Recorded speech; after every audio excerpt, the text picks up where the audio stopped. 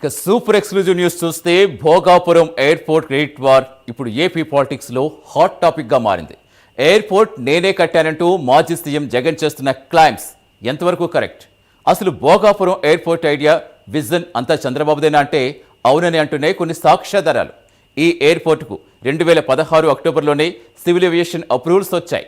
2017 ఆగస్టులో environment clearance కూడా వచ్చింది. కానీ 2023 మేలో శంకుస్థాపన చేసిన జగన్ ఏడాదిలో నేనే కట్టేసనడం పెద్ద జోకని ప్రచారం జరుగుతోంది. ఇక్కడ జగన్ హిపోక్రసీ ఏంటంటే ప్రతిపక్షంలో ఉన్నప్పుడు ఎర్ర బస్సు రాని చోట ఎయిర్ బస్సు ఎందుకని ఎద్దేవా చేశారు.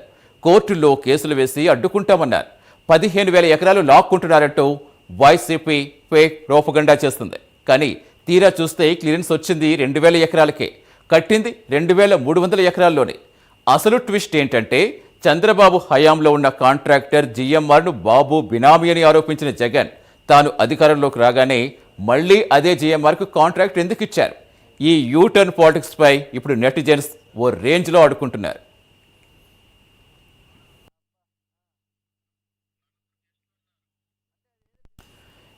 అసలు భోగాపురం ఎయిర్పోర్ట్ చుట్టూ ఏం జరుగుతోంది? పూర్తి విశ్లేషించేందుకు మా అసోసియేట్ ఎడిటర్ బాసు జనతని. బాసు, ఎందుకు ఈ ఫాల్స్ ఎలిగేషన్స్ ఎందుకు? ఇప్పుడు గతంలా కాదు, అప్పుడేమన్నారు ఇప్పుడేమంటున్నారు, రేపే ప్రతిదీ కూడా చాలా క్లియర్ కట్గా జనాలకు అర్థమవుతున్న పరిస్థితుల్లో ఇప్పుడు అసలు ఏం చెప్తుంది వైసీపీ సాక్ష్యాలతో సహా బయటపడిన తర్వాత? సతీష్, ఉత్తరాంధ్ర వాసులంతా కూడా ఎంతో ఎదురు చూసినటువంటి భోగాపురం అంటే అల్లూరు సీతారామరాజు అంతర్జాతీయ విమానాశ్రయం రేపు ప్రారంభం కాబోతుంది. ప్రధానమంత్రి చేతుల మీదుగా ఎంతో ప్రతిష్టాత్మకంగా ప్రారంభం కాబోతుంది. అది కూడా ఉత్తరాంధ్ర కళలకు ప్రతిబింబించే విధంగా ఆ నిర్మాణాన్ని చేయడం జరిగింది. ఎందుకంటే నిర్మించినటువంటి జిఎంఆర్ సంస్థ అధినేత ఈ ప్రాంతానికి చెందిన వారు కావడంతో చాలా అందరిని ఆకట్టుకునే విధంగా ఎంతో అట్టహాసంగా ఎక్కడ చూసినా ప్రపంచవ్యాప్తంగా కూడా ఈ ఎయిర్పోర్ట్ గురించి మాట్లాడుకునే పరిస్థితి వచ్చింది. దీంతో క్రెడిట్ చోరీ అనే అంశం తెరపైకి వచ్చింది. గత కొన్ని రోజులుగా మనం చూస్తున్నాం క్రెడిట్ చోరీకి సంబంధించి జగన్ చేస్తున్నటువంటి ట్విట్లు కానీ లేదా ఆ పార్టీ నేతలు కానీ చేసినటువంటి ఆరోపణలు కానీ అంతా కూడా చర్చించుకునే పరిస్థితి కనపడుతుంది. కానీ మనం చూడవచ్చు సోషల్ మీడియాలో ఎక్కడ చూసినా సరే జగన్ మాట్లాడినటువంటి మాటలే వినిపించే పరిస్థితి కనిపిస్తుంది. అంటే భోగాపురం ఒకప్పుడు ఎర్ర బస్సులో అది ఇక్కడికి ఎర్ర బస్సులో ఎయిర్ బస్సు ఎందుకు అని ఆయన ఎద్దేవా చేశారు. అంతేకాకుండా 3 సంవత్సరాల్లో ఈ ప్రభుత్వం దిగిపోతే మనం అంతా కూడా కోర్టులు చేద్దాం, అవసరమైతే ఉద్యమాలు చేద్దాం, ధర్నాలు చేద్దాం. అదేవిధంగా రైతులతో కూడా ధర్నాలు కూడా చేయించిన పరిస్థితి, ధర్నాలు చేసిన పరిస్థితి కూడా ఉంది. మరి అంత అలా అడ్డుకున్నటువంటి జగన్ మరి ఇప్పుడు ఆ భోగాపురం ఎయిర్పోర్ట్ నిర్మాణం మేమే చేసాము, మాదే క్రెడిట్ అంతా అని ఎలా చెప్తున్నారు అనేది ఆ కూటమి నాయకులంతా కూడా ఎదురుదాడి చేసే పరిస్థితి కనిపిస్తుంది. మరోవైపు జగన్ ఇటీవల చేసినటువంటి ట్విట్ ఎక్కడ చూసినా సరే సోషల్ మీడియాలో ఆయన మాట్లాడినటువంటి మాటలని మొత్తం కూడా రిపీట్ చేసే పరిస్థితి కనిపిస్తుంది. మనం ఎక్కడ చూసినా ఎవరిని కలిపినా సరే నవ్వుకునే పరిస్థితి కనిపిస్తుందని విమర్శించే పరిస్థితులు వస్తున్నాయి.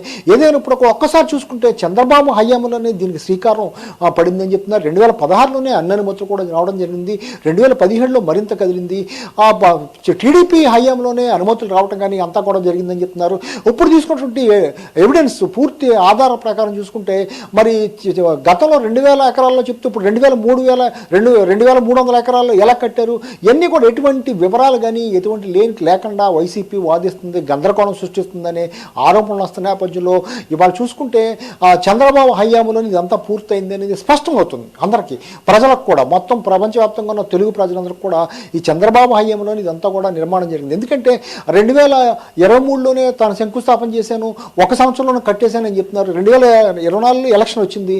మరి ఇటువంటి పరిస్థితులు ఎలా కట్టేశారు, ఏం కట్టేశారని కూడా చెప్పే పరిస్థితి కనిపిస్తుంది. ఒకసారి చూసుకుంటే జగన్ హయాంలో కేవలం 26% మాత్రమే అభివృద్ధి జరిగింది ఎయిర్పోర్ట్కి సంబంధించి. మిగిలిన 74% కూడా ఈ 2 సంవత్సరాల్లో, ఈ కూటమి ప్రభుత్వం వచ్చాక 2 సంవత్సరాల్లో చాలా పక్కడబందీగా చంద్రబాబు వ్యూహాత్మకంగా వ్యవహరించి ఈ నిర్మాణం సాగించారు. దీనికి ప్రధాన కారణం ఇక్కడ ఉన్నటువంటి రామ్మోహన్ నాయుడు విమానాశ్రయ శాఖ ఆయనకి అప్పచెప్పడం. ఆయన దాదాపు ఇప్పటికి 12 నుంచి 15 సార్లు ఎయిర్పోర్ట్కి సంబంధించి 2 సంవత్సరాల్లో కూడా అభివృద్ధి మీద సమీక్షలు జరపడం, పరిశీలించడం. దాదాపు రోజుకి 5,000 మందితో నిర్మాణం చేస్తే కానీ ఈ 2 సంవత్సరాల్లో ఈ నిర్మాణం పూర్తి కాలేదు. అంత అద్భుతంగా నిర్మాణం పూర్తయింది. రేపు చూడబోతున్నాం కనులు విందు చేసే విధంగా. ఇప్పటికి కూడా 10% మాత్రమే విమానాశ్రయంలోకి అనుమతిస్తున్నారు. ఆ విజువల్స్ కానీ అవి కానీ చూపిస్తున్నారు. రేపు మరింత ఇంటర్నేషనల్ టెర్మినల్ కానీ ఇతర టెర్మినల్ కానీ చాలా అద్భుతంగా నిర్మించామని చెప్పే పరిస్థితి కనిపిస్తుంది. మరి ఇదంతా క్రెడిట్ మొత్తం కూడా తీసుకునేందుకు వైసీపీ పన్నాహం పడుతుంది. అందులో భాగంగానే ఈ క్రెడిట్ చోరీ వ్యవహారాన్ని తెరపైకి తెచ్చారు. ఈ కార్డును ముందు పెడుతున్నారనే ఆరోపణలు వస్తున్నాయి. కానీ ఒక్కసారి మనం చూసుకున్న డాక్యుమెంట్స్ కూడా చూస్తున్నాం. డాక్యుమెంట్స్ కూడా చూస్తే మొత్తం కూడా చంద్రబాబు హయాంలోని ఇదంతా జరిగింది. చంద్రబాబు హయాంలోని అనుమతులు రావటం కానీ లేకపోతే అభివృద్ధి జరగటం కానీ 74% నిర్మాణం జరగటం కానీ ఎంత అభివృద్ధి జరగటం అంతా కూడా జరగడం. మరో విషయం, జిఎంఆర్ చంద్రబాబుకి సొంత మనిషి, జిఎంఆర్ బినామీ అని గతంలో ఆరోపించిన జగన్ మరి అధికారంలోకి వచ్చా అదే జిఎంఆర్కి ఇవ్వటం. అంతేకాకుండా దాదాపు ఉన్నటువంటి గత ప్రభుత్వం ఇచ్చినటువంటి 8,000 ఎకరాల్లో 500 ఎకరాలను మళ్ళీ తిరిగి జీవో ఇచ్చి వెనక్కి తీసేసుకోవడం. ఇవన్నీ కూడా ఏంటంటే అసలు ఆయన ఏం మాట్లాడుతున్నారు, ఆయనకే గందరగోళం పరిస్థితిలో ఉంది. టీడీపీకి ఆరోపించే పరిస్థితి కనిపిస్తుంది. వైసీపీ నేతలు మాత్రం మా హయాంలో మనం కాసేపటి క్రితం ఇక్కడ మాట్లాడినటువంటి బొత్స సత్యనారాయణ కూడా కొత్త విషయం చెప్తున్నారు. వైఎస్ హయాంలో ఇది బీజం పడిందని చెప్తున్నారు. ఏదేమైనప్పుడు కూడా దీని క్రెడిట్ కోసం ఎవరి కాళ్ళు మొత్తం కూడా వాచ్ చేసే పరిస్థితి కనిపిస్తుంది. ఏదేమైనప్పుడు కూడా టీడీపీ హయాంలో ఇది నిర్మాణం పూర్తి స్థాయిలో అయిందనేది మొత్తం అధికారికంగా ఆధారాల ప్రకారం తెలుస్తుంది. Satish. Right, thank you Vasu.